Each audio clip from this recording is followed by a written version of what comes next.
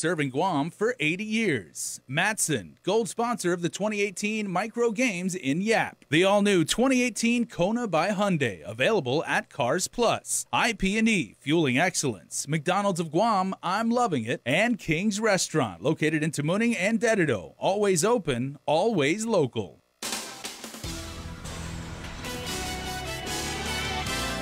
Coming up on Prime Time, a man is dead after an early morning house fire in the Harmon Industrial Park. And investigators are now trying to determine what may have caused it. Plus, a former staffer at the Attorney General's office is sentenced in court after being caught trying to smuggle drugs into prison. And also, help is on the way as GMH gets more than $500,000, so they address multiple deficiencies at Guam's only public hospital. Good evening, my friends, and thanks for tuning in. A special holiday to all of our online viewers watching worldwide on Facebook Live right now, as a joint investigation has been launched in our top story into this morning's fatal fire in Harmon Industrial Park. A man was found dead in the rubble as though he's yet to be identified. An autopsy performed this afternoon did determine that he died of asphyxia as a result of soot and carbon monoxide inhalation. Fire investigators are now looking into the cause of the fire, with local police also inquiring into whether there was any incident of foul play. Crystal Palka explains in this story. 911 received the call early Thursday morning, a smoke sighting at Harmon Industrial Park. When our units arrived, we found a fully engulfed wooden tin structure. It's a modular home with aluminum siding. We forced entry, tried to make entry, however the building was fully engulfed. Guam Fire spokesperson Kevin Riley reporting firefighters then made a shocking discovery. We had our units put out the fire, and then we commenced overhaul and extinguishment, and that's when our units found that there was someone inside. The finding prompting a joint investigation. Guam Police spokesperson Sergeant Paul Tapau. Our investigators are going to work side by side. They're going to be pretty much stuck at the hip and working together in any findings that they come across, whether it be GPD finding or GFD finding. Everything will be taken into consideration as they move forward with the investigation. If fire investigators determine the flames were intentionally set, and then it becomes criminal, and then all their findings and everything will be forwarded to the Criminal Investigation Division for immediate follow-up and review. Among first responders was a group of passerbys. Billy Basacchio assisted firefighters after they put out the flames. I saw the fireman smoke, and I cannot inside, and I was really scared. But I don't know, somebody there. I think my warehouse or my work. No word yet on what sparked the flames. It is going to be very lengthy. We want to make sure that we cover all our bases. We want to make sure that we rule out every possibility and come to the right conclusion. If you have any information on this case, you are asked to call Guam Crime Stoppers at 477-HELP. Reporting for Guam's News Network, I'm Crystal Paco. Well, as they say, love is blind, but just how far would one man go? A former staffer at the AG's office has been sentenced in local court after he was busted smuggling contraband to his girlfriend in prison. Once again, here's Crystal. 1 month in jail. That's how much time former Office of the Attorney General staffer Joaquin Cruz Regis will serve for smuggling contraband into the prison. The former runner for the Child Support Division was forced into retirement following his arrest last year. Back in January 2017, Regis was busted sneaking crystal methamphetamine to female prisoner Yolanda Louise Migovnia. KUAM files show he attempted to pass 1.5 grams of the drug ice to her while in the visitation room. On Thursday, he appeared for sentencing alongside his attorney, Randy Cunliffe. Defense asking the court for probation, noting he's been receiving treatment from the Veterans Center and continues to do so. Regis's doctor calling him, quote, very easily manipulated. Prosecution, however, argued for a 3-year jail term, calling Regis's actions, quote, most disappointing. Prosecutor Jeremy Kemper noting that Regis lived a pretty responsible life, citing his military service and work for the Attorney General's office. When it came time to address the court for himself, Regis admitted he had done wrong. He also stated, quote, I didn't know it was drugs, end quote. KUAM files show that upon his arrest, Regis told police that prior to his bust, he had been smuggling packages into the prison, but assumed it was just tobacco. He said he received the packages from a third party, Jezebel Rhea Kinata, who was also charged in this case. We should note Migovnia and Kinata are already incarcerated and didn't receive additional jail time. Regis, meanwhile, must self-surrender on August 17th. Once he's done serving his month-long jail term, the court ordered he stay away from the prison. Judge Michael Berdalio telling defense, quote, "I understand he was in love, but the character of the people he was involved with," end quote. The judge advised Regis he can write letters and talk on the phone with his girlfriend, but he cannot see her until she's released. Reporting for Guam's News Network, I'm Crystal Paco. In other island news matters, the Guam Retirement Fund has filed suit against the hospital for non-payment of some $2.5 million in monthly contributions. During a news conference on a separate matter, GMH CFO Benita Manglonia confirms that payment has not yet been made, and there is another problem to deal with. There are employees that cannot retire, that want to retire, yes, but can't because you haven't paid the retirement. that's correct. Correct. How many? How many? Okay, so we're going off topic. Does actually help PETA. GIDA Administrator Jay Rojas cautioning hospital officials not to discuss the issue further because of the pending litigation. The Port GM Joanne Brown, who has been tasked by the governor to help with the hospital, says the payments should be their top priority. And that just is not acceptable. And I think at some point, while tough decisions need to be made, I think most people will agree, anyone who works, you do expect that your proper and full compensation be provided. Here it's identified as a retirement contribution, but that's part of their compensation package. This is not the first time hospital staffers have had to wait to retire. Similar delays have occurred in the past because of the same funding shortages. Well, speaking of GMH, Guam's only public hospital received $600,000 from GIDA Thursday, with which to help address deficiencies cited in a Center for Medicare and Medicaid inspection. GMH says in total it needs about $28 million to address all of the issues and avoid being dropped from CMS's programs, which provide millions of dollars a year in federal reimbursements. With more is our Nestor Lecanto. Ironically, the money for GMH comes from fellow hospital, the Guam Regional Medical City, through a continuing public investment payment that is required under GRMC's qualifying certificate, says GIDA's Jay Rojas. The GIDA administrator, so myself, along with the GIDA board, does have the ability to be able to allocate where some of those funds go. And when we had the collections that did come in from the Guam Regional Medical City's community contributions, we were more than happy to work with the hospital. Most of the money, about $500,000, will buy required equipment identified by CMS. Meanwhile, the hospital is still working to fix other deficiencies or to reach an acceptable remediation plan for longer-term issues. But GMH Administrator Peter John Camacho says there may be some sticking points, as CMS has asked for clarification about the lack of a dedicated funding source now that the 2% sales tax has been repealed. Because that figured into our corrective action plan as part of what we were going to be used for that dedicated funding source moving forward to address the things that we need. On average, we have a $30 million shortfall or operating loss, and that's been adjudicated by different audit reports. And so we put that in because at the time we were required to submit our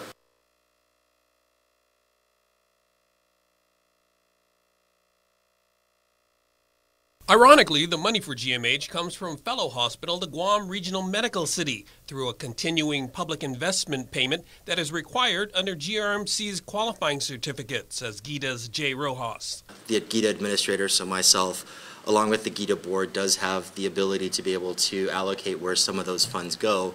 And when we had the collections that did come in from the Guam Regional Medical City's community contributions, we were more than happy to work with the hospital. Most of the money, about $500,000, will buy required equipment identified by CMS. Meanwhile, the hospital is still working to fix other deficiencies or to reach an acceptable remediation plan for longer-term issues. But GMH Administrator Peter John Camacho says there may be some sticking points, as CMS has asked for clarification about the lack of a dedicated funding source now that the 2% sales tax has been repealed. Because that figured into our corrective action plan as part of what we were going to be used for that dedicated funding source moving forward to address the things that we need. On average, we have a $30 million shortfall or operating loss, and that's been adjudicated by different audit reports. And so we put that in because at the time we were required to submit our corrective action plan, that was in existence already. Speaker B.J. Cruz has come up with a bill to give GMH $5 million from the tax amnesty proceeds to help with CMS compliance. But designated hospital troubleshooter Joanne Brown says the legislature really needs to come up with a permanent fix for the yearly $30 million budget shortfall. But there's only so much that can be absorbed. I think we've reached that point, and while I recognize it's a challenge for policymakers, putting on my old hat back in the day, I know it's tough to make those decisions, but at the end of the day, we need to decide what are the greater priorities in this community. And very few people will argue that health care when you need it, emergency services when you need it, is right at the top of the list. For Guam's News Network, I'm Nestor Lecanto. And also tonight, the airport is asking the Supreme Court to expedite the appeal in the specialty retail concession contract case. The Guam International Airport Authority is challenging a Superior Court decision in February that voided its contract with Loti Duty Free for procurement violations.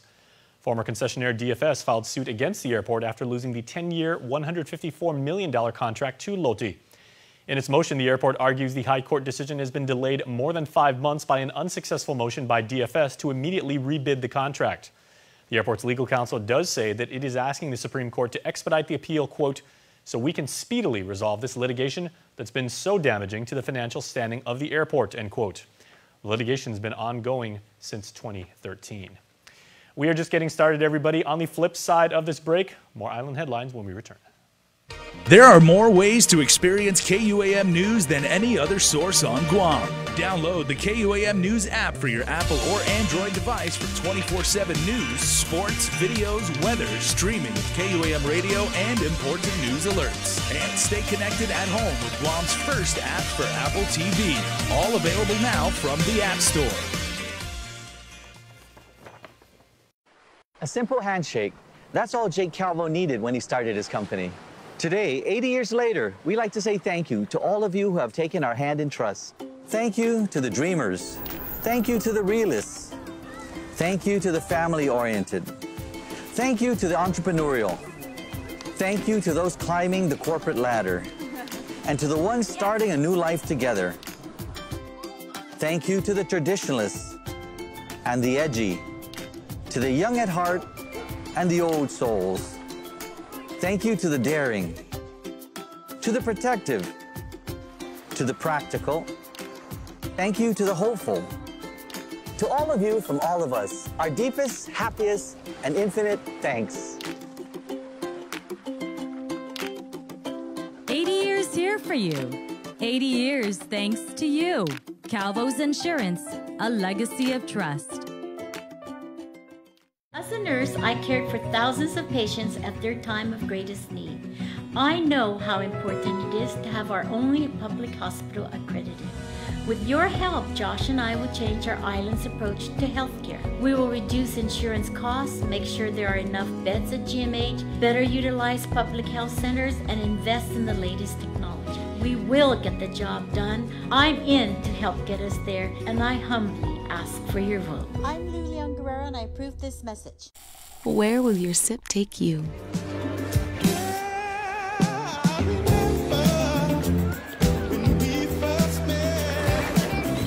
You're gonna need more than an oil change.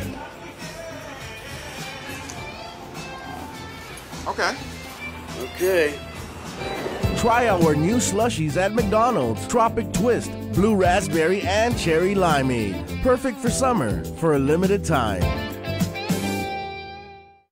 There are more ways to experience Guam via KUAM News, giving you what you want, when you want, and how you want it. From smart devices, Alexa, what's in the news? Here's your flash briefing. Over the web, on mobile, on streaming platforms, with immersive, interactive formats, and via social media where it's more than just content, it's conversation. More ways to keep you informed and entertained whenever you want it, wherever you are, on whatever device you're using. And we welcome you back to Primetime once again for all of our viewers and streaming viewers. Well, the Guam Land Use Commission today revoked permits for a controversial condominium project over in Pago Bay, sending the developer back to the drawing board. By way of a unanimous vote, permits for the proposed 15-story Pago Bay Ocean Resort condo project in Pago Bay were revoked after developer Guam Wangfang Construction failed to provide the GLUC with requested environmental and financial information on revisions made to the project plans. The developer presented new architectural plans, revising original plans and showing drafts for a 9-story condo project to the GLUC. The board members determined new plans constituted a new project that the public had a right to provide input on. A motion was made to revoke 2 notice of action permits that had previously been granted to Wang Fang Construction. The motion passed by way of a unanimous vote, with the president of Save Southern Guam calling today's decision a major win. Now, if the company wants to continue with its plans to build in the Pago Bay area, it must present plans and fulfill requirements to a hybrid mayor's council for review and possible approval. Well, the phrase is enough politics, we need to rebuild Simon Sanchez High. And that is precisely the message going viral by the Sharks class of 1998 ahead of Friday's public hearing to appropriate money for the long-awaited construction of the home of the Sharks. Carmen Terlahi has more. Will this bill finally be the bill to get the funding to rebuild Simon Sanchez High? Introduced by Senator Frank Uggan Jr., Bill 330 would transfer $1.5 million collected by the tax amnesty program for the sole purpose of rebuilding the home of the Sharks. Money Superintendent John Fernandez says they need, because the last time they checked BBMR, the cash was nowhere to be found. The proposals to send funds from the tax amnesty program, I think would be well appreciated by our students at Simon Sanchez. Funds Fernandez say could add up to $4 to $5 million needed to jumpstart the project to rebuild the school. The superintendent previously mentioned he wanted to start the design plan before the beginning of school year 2018 to 2019. Though it looks like that won't be possible. It's all subject to resources, so I think once the resources are identified and are given to the department, then we're able to get started. I know that we may need more than 1.5, but whatever we get at this point, we're really hoping to get the support of the legislature because we just waited for such a long time to get to this point. But even if the bill passes, nothing can move forward until the procurement appeal is settled by the OPA.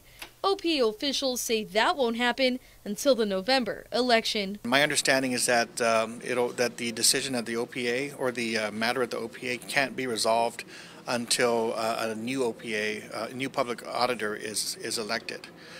So they've been unable to do anything with that, but we'll have to wait for the election to take place, and at that point, whoever the new public auditor is will be able to resolve that issue. Meantime, students and alumni are still reposting the message to hashtag RiseUpSharks, hoping stakeholders show up at the Guam Congress building for a public hearing on Bill 330 Friday morning. Reporting for Guam Seas Network, I'm Carmen Victoria Terlahi. We're going to call up our friends from KSPN2 News now and get a look at regional headlines up in Saipan. Half a day, Guam. Here's what's making news in the CNMI. President Donald Trump signs the Northern Mariana Islands U.S. Workforce Act of 2018, otherwise recognized as a CW bill, into law. KSPN2 speaks with the CNMI Office of the Governor that received word of this early this morning from the White House. Take a listen. We got a phone call from our Washington office, directly from the White House. I want to say that this is a great news for all of us who call CNMI home. Over the last 3 years, we have made a tremendous effort to showcase the relationship between the federal government and the CNMI. As CNMI's CW permit program continues for the next 10 years. Today, President Donald Trump signs the Northern Mariana Islands U.S. Workforce Act of 2018 into law. A law raising the number of CW visas to 13,000 permits. Today is a remarkable day because it allows the CNMI economy to continue to grow beyond 2019. Governor Ralph Torres says he received assurances from President Trump that he would sign the bill into law and never doubted this from happening. He kept his word, and I know that when it comes to CNMI's well-being, especially our economy, the President is there to fulfill his promise. In asking Governor Torres if during this meeting with President Trump, if concerns with the CW program and immigration were discussed, he says this in response. No, because I think he understands our geographical area and our uniqueness of immigration, that we are totally different than the 48 states. We don't have a border. In fact, we talked about it, that our border is the Pacific Ocean. And our economy cannot strive to our potential without the additional workforce that we need. And this, again, it's a working relationship. a working relationship that's said to be a result of the initiation of the 902 process. The 902 consultation process under the covenant is arguably the biggest vehicle of constructive conversations between the United States and the CNMI on issues of mutual concern. And one main mutual concern, Press Secretary of Governor Torres, Kevin Bautista, says is the workforce. And this relationship opens the ground to where we are now, says Bautista. The governor having constructive conversations with Chairman Murkowski, Chairman Bishop, two counterparts on the two committees that has jurisdiction over the insular areas, particularly the Commonwealth. Establishing those relationships from the get-go was extremely important because at the end of the day, the whole goal of 902 was to be able to enact legislation. That would allow for a more long-term fix to the CW transition period. As this law is a transition period, the CNMI now has 10 years to further economic growth, explains Governor Torres. Moving forward, what about a long-term solution? Again, this is a step. This is a step for us to continue. I mean, we have, again, I wanna echo that we have hired more U.S. workforce today than ever before. The good thing is that we're hiring more U.S. workers, but at the same time, our economy continues to grow. We need to start our workforce at a younger age. Watch these top stories and more at saipantv.com. For KSPN2, I'm Adriana Cotero. And also tonight, invasive species who hitch a ride and prolong their stay.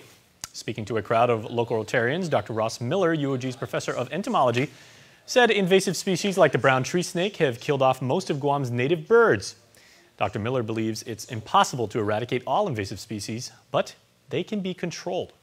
If I was the governor, I'm glad I'm not, but if I was, I would put a lot of money in the biosecurity division because they are the first line of defense for us and also for the other islands.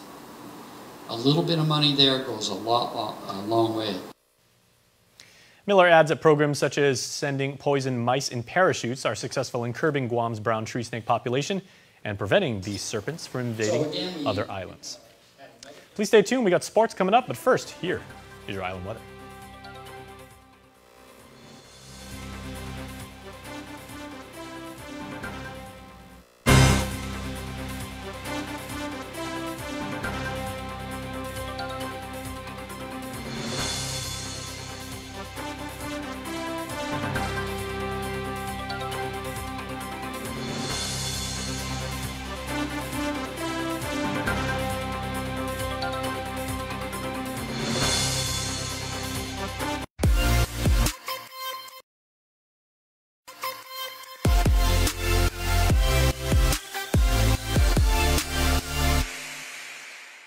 Introducing the Alpha Plus app. With the rewards feature, you can earn points and get free rewards. Filing insurance claims gets no easier, as you can receive feedback within 24 hours. Easily check your insurance balance and insurance policy with the My Policy feature. So download the all-new Alpha Plus app on Google Play or the App Store. Alpha Plus, make every day a plus.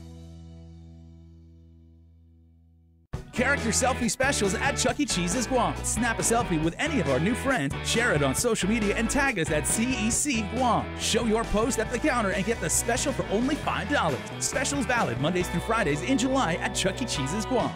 Summer is here, and at Cars Plus and Mighty, that means big savings during our summer clearance event. Right now, save up to $8,000 on select 2018 Ram 1500 SLT Crew Cab, or save $3,250 on a 2018 Chrysler Pacifica, voted Family Car of the Year. 1.99 APR financing is available for qualified buyers. Plus, buy today and receive a Cars Plus value card, where you get 21 cents off per gallon at all Shell stations. Don't miss our summer clearance event, going on now at Cars Plus and Mighty. Cars Plus, driven by you.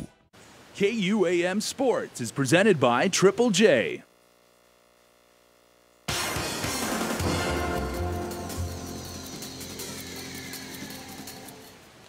Dave Delgado here for KUAM Sports, brought to you by Triple J. I'll get to some track and field news on one of our athletes who represented Guam at this year's Micro Games in Yap. But first off, some jiu-jitsu for you. Check it out. BJJ World Champion Rudson Tellis held a jiu-jitsu seminar at the Carlson Gracie Gym in Mighty. Tellez is a 2018 CBJJ Brazilian National Champion, IBJJF World Champion 3rd place, and IBJJF Pans Champion 3rd place. His grappling record for this year, 18-5 with 14 submission wins. I'm here, so I'm gonna show you my techniques for everyone here, and then I'm going to Japan to compete. The people here are so friendly, and the food is amazing. Amazing food. I love the food here. The level, the jiu-jitsu here is so good. I hope to come back to here again. Maybe I come back soon. Tellez enjoys spreading his knowledge of the sport to anyone who does jiu-jitsu. He leaves Ireland tomorrow to Japan, where he's set to compete in the Abu Dhabi Grand Slam Jiu-Jitsu World Tour Tokyo event. I love it. I love to stay on the mat, so it's getting me better, you know.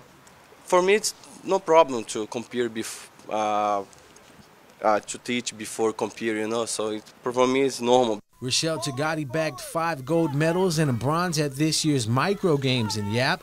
The track and field team came home with 36 total medals, dominating the competition.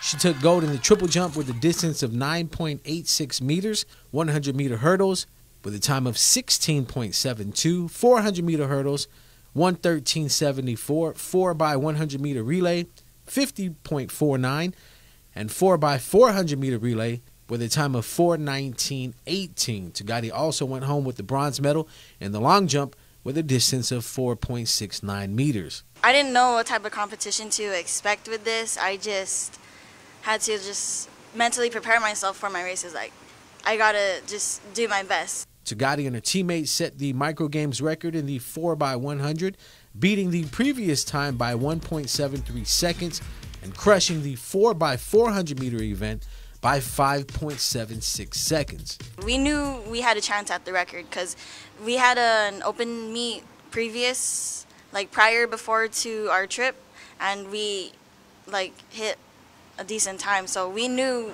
that record was us to shatter. Rochelle missed the Micro Games record for the 400-meter hurdles by 0.6 of a second. She's taken some time off from training, but has plans to represent Guam at the Pacific Games in Samoa next year. Tagati is entering her senior year at JFK with several high school records on the line and competing at the next level already on her mind. Right now, all I want to do is continue training hard. I want to be part of the Olympics, so I got to train for that. I also want to be part of a good school. I'm also reaching for that. So it's all out there. I just got to reach out and work for it. Rochelle says she is inspired by her older sister Regine and her accomplishments. Tagati is now paving her own way in the sport and is breaking records along the way. It feels really good that I'm starting to stand out as a Tagati. I'm not exactly being known as Regine's sister. It's more like Rochelle Tagati now. So, it's good to be next to her and everything because she's the one that also inspired me to be in the sport. Well, that's going to do it for sports. We're back right after this. As a nurse, I cared for thousands of patients at their time of greatest need. I know how important it is to have our only public hospital accredited. With your help, Josh and I will change our island's approach to healthcare. We will reduce insurance costs, make sure there are enough beds at GMH, better utilize public health centers, and invest in the latest technology. We will get the job done. I'm in to help get us there, and I humbly ask for your vote. I'm Lilian Guerrero, and I approve this message. We're celebrating our 135th anniversary today, both in the outlying regions on which we hub and also here in Guam itself. It means so much to our team here in Guam. It means a lot to us in the Matson management team because what it says is we're here to stay. It's a real physical manifestation of our commitment to this region. It's so important that we hire locally, we develop talent locally, we train locally. What's been a wonderful addition to our approach there is that many of the people who started off in Guam have gone off into significant leadership roles elsewhere in the company. This is our headquarters here in Guam in Micronesia. And when we talk about putting down our roots, it's not just doing business, it's about everything we do with our friends, our customers, and our employees. I believe that nobody can replicate what we do, and that's why we have such a great team and such a great service and why we're successful. This is our home, this is our life, and we're happy to make a difference in everyone else's life.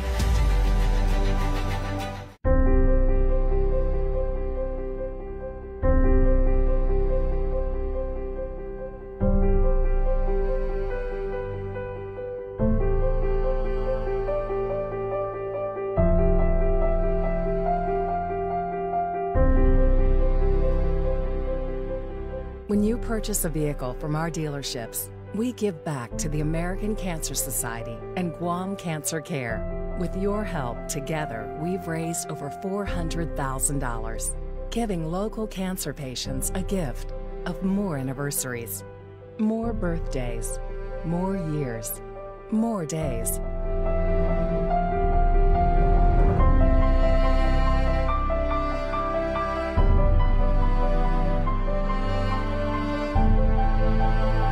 Together, we're giving them the gift of time.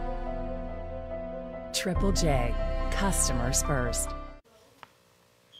We've got one more piece of business to get to before we start in the mix, and here it is, tonight's birthday shoutouts, courtesy of our friends at Cold Stone Creamery. Tonight's shoutouts are led off by Blaze Ekfaji. Nice picture of Blazer. Happy graduation and happy birthday, Blaze. Also, happy first birthday to Elijah Antonio Cruz Tenorio. This is coming from the entire family who loves you so much. Also, happy birthday to Nina Norma Jean Salas Evangelista. Happy 62nd birthday. Love your querido godson Mervin and your other gods from San Diego and Misawa, Japan. Love sent your way from my mom, dad, and all the family from us to you. Very, very nice. Juan M. Manabusan has a birthday today. So Juan, we hope you had a fantastic day today.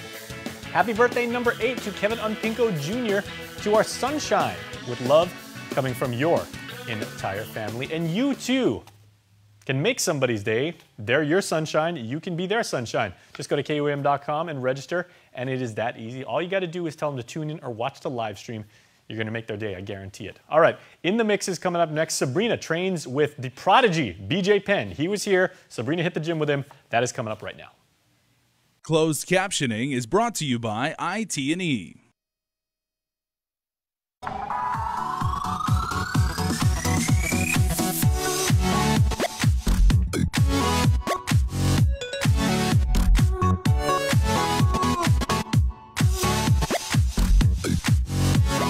In the Mix is presented by California Pizza Kitchen. Visit them today at the Holiday Resort Hotel. Howdy, everybody. I'm Sabrina Salas-Matanani. Welcome to another episode of In the Mix. You must have been under a rock if you didn't hear about BJ Penn.